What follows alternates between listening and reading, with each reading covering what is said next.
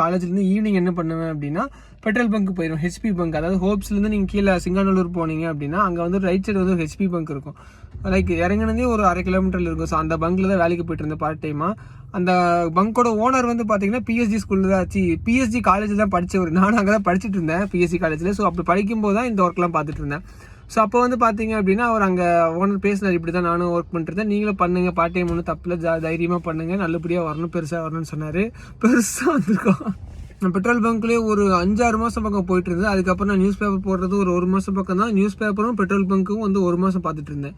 அதுக்கப்புறம் news paper ஃபுல்லாக drop பண்ணிவிட்டு பெட்ரோல் பங்க் ஒரு 5-6 மாதம் போயிட்டு இருந்தேன். இப்படியே ஒரு வருஷம் ஓடிடுச்சு. அதுக்கப்புறம் வந்து பார்த்தீங்கன்னா இல்லை 10ல் நான் சம்பாரிச்சு ஆகணும்னு சொல்லிட்டு ஸ்விக்கி ஜொமேட்டோ வந்து இங்கே வந்து நான் தெரிஞ்சுக்கிட்டேன். ஓகேங்களா, ஸோ கோயம்புத்தூர் வந்து அதை பற்றி நான் தெரிஞ்சுக்கிட்டேன்.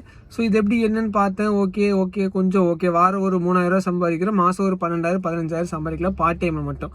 ஸோ ஓகே பிளான் பண்ணேன், சரி எப்படியோ பண்ணுவோம் அப்படின்னு சொல்லிட்டு அம்மா கிட்ட வந்து ஒரு 8,000 அக்கௌண்ட் இருந்தது. அம்மா கிட்ட சொல்லி அந்த 8,000 எடுத்து செகண்ட் ஹேண்ட் பைக், இங்கேயே ஹோப்ஸ்லேயே வந்து பார்த்தீங்கன்னா ஒரு கடை இருக்குது, second hand showroom, bike showroom, அங்கே போயிட்டு அந்த 8,000 கொடுத்து என்ன பண்ணேன் அப்படின்னா டிவிஎஸ் ஸ்போர்ட் நம்ம வண்டி, ஓகேங்களா, அதை மட்டும்தான் வந்து பார்த்தீங்க அப்படின்னா நான் ஃபஸ்ட் டைம் எனக்குன்னு வாங்கினது, அது அம்மாவோட அமௌண்ட்டில் வாங்கினது.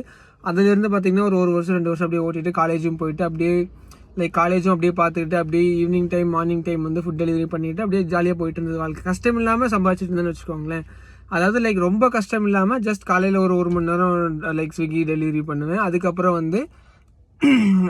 வந்து பார்த்தீங்க அப்படின்னா காலேஜெலாம் முடிச்சுட்டு மதியம் சமைச்சு வந்து சாப்பிட்டுட்டு போயிட்டு ஈவினிங் அப்படியே காலேஜ் முடிச்சதையும் அப்படியே ஆன் பண்ணிட்டு ஃபுட் டெலிவரி ஓட்ட ஆரம்பிச்சிடும். ஸோ அப்படியே தான் போயிட்டு இருந்துச்சு வாழ்க்கை.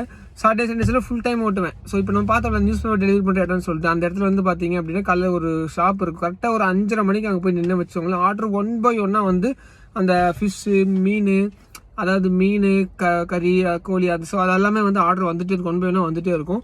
ஸோ அப்படி தான் வந்து பார்த்தீங்கன்னா போயிட்டு இருந்தது.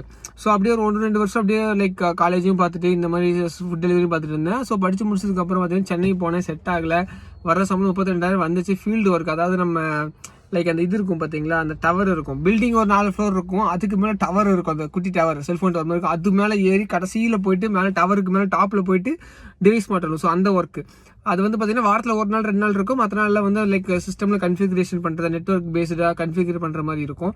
ஸோ அப்படியே போயிட்டு இருந்தது. இல்லை செட் ஆகாது, ஊரில் எல்லோரும் அப்பா அம்மா தம்பியெல்லாம் ஊரில் இருந்தாங்க, இது செட் ஆகாது அப்படின்னு சொல்லிட்டு யோசிச்சுட்டு தான். ஸோ இது டெம்பரரி ஓகே, பட் ஏதோ ஒன்று அப்படின்னா நம்மளை நம்பி இருக்க நம்ம குடும்பமே வந்து பார்த்தீங்க அப்படின்னா டவுன் ஆகிடும்.